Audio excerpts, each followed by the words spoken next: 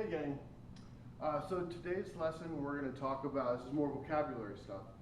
As we've discussed before, you know that vocabulary is a really important component to understanding what you read, but there's even more to it than that. Vocabulary is important because the more words you know, the better you're able to express yourself. Of course, the more you're going to be able to understand when you're reading stuff and people are using those words, but more than that, you'll be able to better express yourself. And in fact, there are some linguists who theorize that what we're able to think is in part governed by our language. So the more words you know, at least on that theory, the more words you know, the more thoughts you're able to think, the more things you can think. So vocabulary is of inestimable value. It's a really, really big deal. You'll remember when we talked about Freyer and the vocabulary cards, those were mostly about learning and remembering vocabulary. Our new lesson about word parts is about working out the meanings to words as you're reading through something and you come across an unfamiliar word. Often, if you're like most people, you probably just skip it and move on, and frankly, 99% of the time, that's fine. As long as it's not a technical term that you have to know, which is pretty common in college, or as long as it's not something that's really central to understanding what the author's talking about, it's frequently the case that you're able to just skip the word and move on and you do just fine. But that's not always how it works. So for our purposes, we're going to be looking at prefixes and suffixes and thinking, rather than trying to remember and memorize a whole bunch of vocabulary words, if I know just a handful of word parts, the prefixes and suffixes, that will probably be enough in many cases for me to work out the meaning of an unfamiliar word. I won't get it perfectly, I won't have a great definition, but I'll have enough to go on and understand what it is I'm reading. So, bio. Sit here, as I'm doing this on the board and you're sitting at home, think about the different words that include bio in them. And I'll just start listing some that I can think of. Of course, there's good old biology. And then, of course, a biologist. What else? Biography. You could even say an autobiography. That also includes the bio. A biome. What else? Biological, antibiotics. I know it has anti at the beginning. That's okay. If I know that anti means against, then I can probably work out at least a rough definition of what antibiotics means. And I understand that there's dozens more. You've probably come up with a lot of great ones at home. That's fine, that's fine. So what about geo? Well, we've got biology, we can do geology, of course. Or you may remember, so you can take a class in geology. By the way, that counts as a natural science credit. Geography. Here, that's mostly counts as a social science, but you know, still an opportunity for you. You may know what geocaching is, right? Where people hide something and then they give you coordinates or whatever it is. Let's see, geology, geography, of course, geologist, geographer, I guess. How about geometry? I don't know, we could probably come up with a dozen more, right? And we can do this for all kinds of different word parts, like therm, right? Thermal blankets, thermometer, that kind of thing. Benny, well, some words to start with Benny, benefit, and then of course beneficial.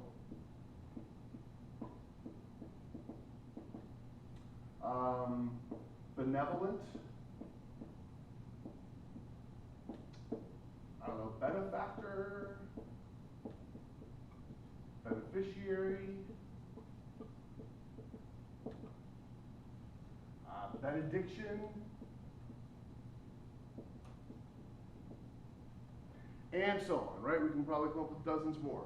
And we could do this for all sorts of different word parts, but my point to you right now is look at this list. It's fairly brief, right? I mean, we didn't put a ton of words up there. But you can see the power of word parts already where you think if these were unfamiliar words to you, if you just knew what these prefixes meant, you may not get a perfect definition, but it gives you something to go on. So rather than, what do we have up here? 6, 10, 15 words. rather than trying to remember the definitions or memorize 15 different vocabulary words, if you knew these 3 word parts, you only had to know 3 things. You could work out the definitions for most of these words. So that's the power of word parts. Rather than trying to look at every word individually as its own thing, if we look at the parts that make them up and we understand them, then we can understand how these words are constructed, and we can come up with a working definition for whatever it is we're reading when we come across an unfamiliar word. It's not a perfect system. You're not going to get a perfect definition, but usually, sometimes not, sometimes you just have to hit the dictionary and look it up. But usually you will get close enough to understand what it is you're reading. And that's the main thing that we're interested in for today anyway. So let's think about what some of these words mean. What do you suppose bio as a prefix means? We got biology, biologist, biography, biome, antibiotics. Bio means life. Okay? So in ology, right? Ology, by the way, you may already know this, means the study of. So what is biology? Study of life. You don't study a lot of rocks in biology. You study the things that make living things, you know, cells, DNA, whatever it is. Even biome matters. So bio means life. Ology is study of. So biology, study of life. How about biologist then? Well, biologist is the person who does the study of biology, right? So, and the ist here, that suffix, tells us that we're talking about a person. It's the same idea, a life study person. Again, not a perfect system, but that's close enough to get me what I need. How about biography? What is a biography? Well, graph, or in our case, graphy here, means to write. So you might say a biography means to write a life. That's not wrong. I mean, it's not perfect, but it's not wrong, because what is a biography? It's the story of someone's life. It's a written record of someone's life, right? And a biome then would be like sort of in nature, like an ecosystem, all of the living things, but it has to do specifically with living things, right? All the living things within a certain environment. Antibiotics, of course, anti, you know, means against.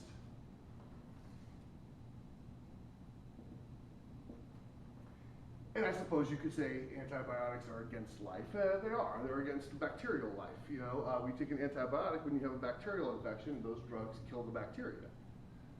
Geo. We've already decided that ology means study of. What about geo? Geo means earth.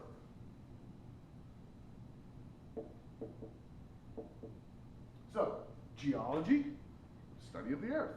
Not surprising. What do you study in there? Rocks, continents, tectonic plates, things like that. The components that make up the physical system of the earth. Geography, we've already decided that graph means to write. So technically, this means something like to write the earth. What do you do in geography?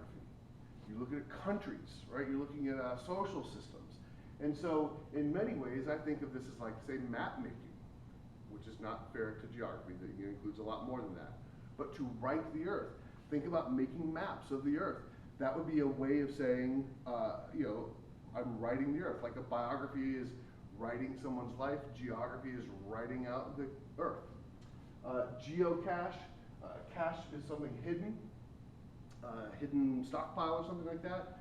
Geocaching, as you may know, you'll get some coordinates, some you know, north, south, latitude, longitude coordinates, and you're supposed to go find like a prize that someone's put there. In geometry, meter, we don't have meter up here. Meter means to measure. So geometry means to measure the earth.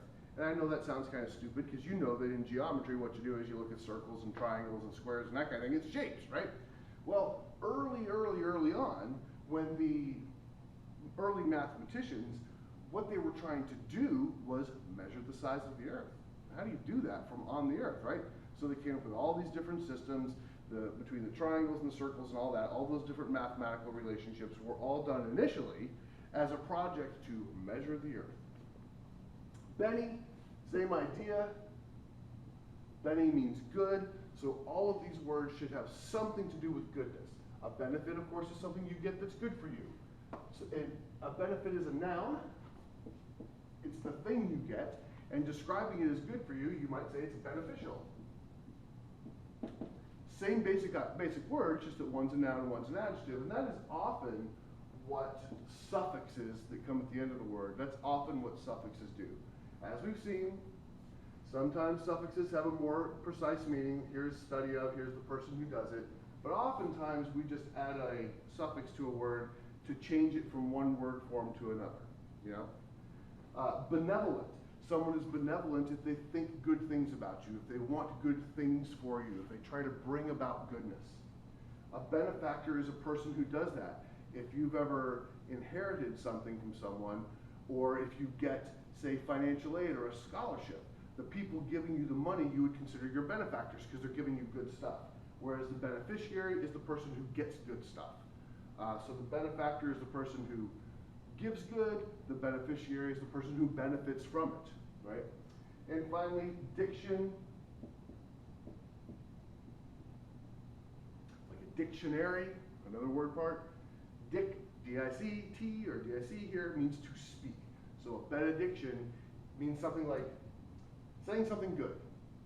Usually we think of benedictions, at least I do, in terms of like leaving a church service. We give the benediction, and it's sort of saying something good on the way out the door. So the point here, of course, is not that you have to remember all these different words, it's to see how important these word parts can be. And of course, there's dozens of them. Well, hundreds, maybe 1,000. I don't know how many different word parts there may be, but I do know that by just learning a handful of the word parts, you can expand your vocabulary exponentially. Exponentially. Exponent, exponential, exponentially. Exponent is a noun, exponential is an adjective, exponentially is an adverb.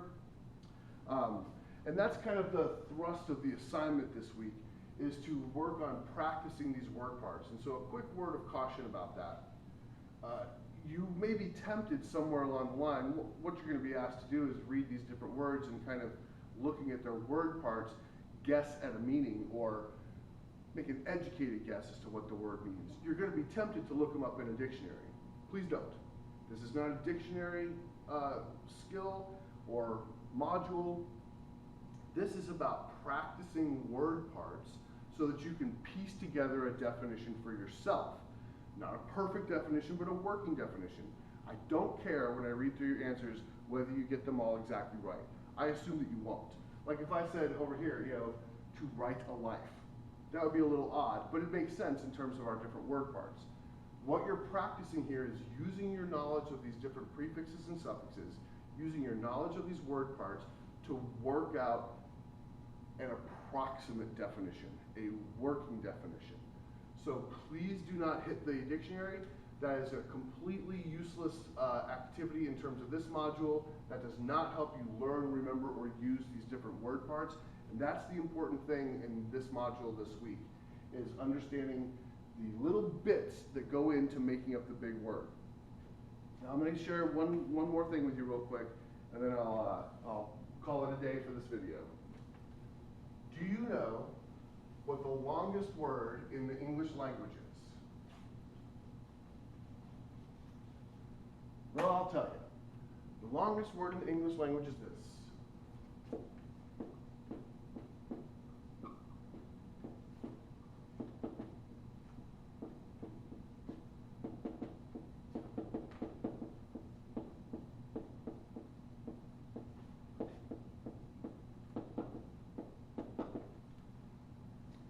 You want to try it? Do you know what this word is?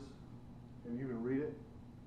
The word is pneumano-ultramicroscopic silicovolcanoconiosis. That's a real word. What does it mean? Well, that's the $64,000 question, isn't it? I don't know. You may have never seen this before. I don't know that I would even be able to pronounce it if I just read it in a sentence, but I can use my knowledge of word parts to get it close, right? So as I go through here, I'm looking at different bits of the word that look familiar to me. And the first thing I notice is this pneumano. I don't really know what pneumano means, but it reminds me of something. What does this P-N-E-U stuff remind you of? It reminds me of pneumonia. And what I know about pneumonia is that it is a disease of the lungs. I don't know if it's technically a disease or an ailment. I'll leave it to you nurses to correct me on that. But I know that it relates to your lungs. Oh, I skipped a part. It's actually not pneumatomicroscopic. It's pneumato-ultramicroscopic.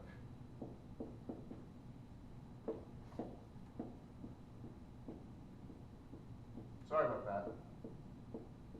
Now, of course, ultra means like very. If something is ultra bad, it's very bad. If it's ultra good, it's very good.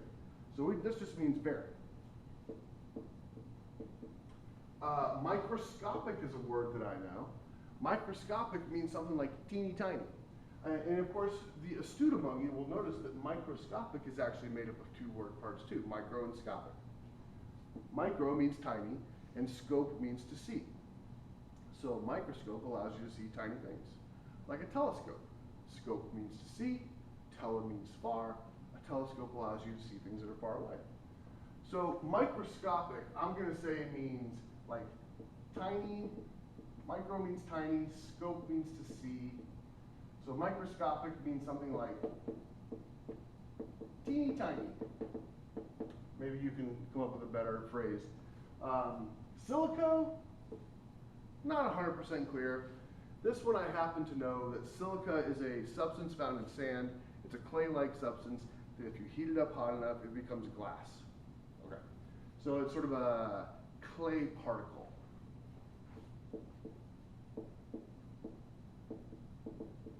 Volcano, you're probably familiar with volcanoes. I don't know, a definition for me would be something like exploding mountain, but that may not be quite fair. So let's just draw a little volcano. Right, there's our volcano. And coniosis, I don't really know, but when I say coniosis, I think like halitosis or cystic fibrosis. So it sounds like some kind of a medical condition. I don't know the details, but when I hear coniosis, and I don't even know if it's true, but when I hear coniosis, it makes me think it's a medical condition.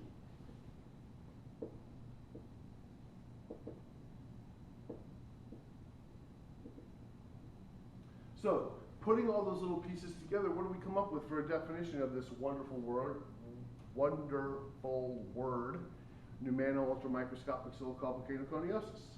Well, it's a medical condition of the lungs caused by very teeny tiny, microscopic even, particles thrown out of a volcano. It's sort of like volcano black lung disease. It's when you breathe in teeny tiny bits of ash and it causes a lung ailment. Pneumato-ultramicroscopic silicovolcanoconiosis. Not exactly an everyday word. You're probably not going to use it a lot in your conversations. But the point is that while I was faced with this horrible string of letters, if you're like me, your first thought was, never mind, I don't care, I don't even want to say it too much, right? I run. We don't have to run away from these big words. We can break them down and see if we can get close. Once again, it's not a perfect system. We're not going to get an exact definition every time or maybe even any time. But using our word parts, using our knowledge of how these prefixes and stuff work together, we can get close enough to piece together an approximate definition. And so that's what you're asked to do this week. You don't have to apply it to any particular chapter or anything from your textbook.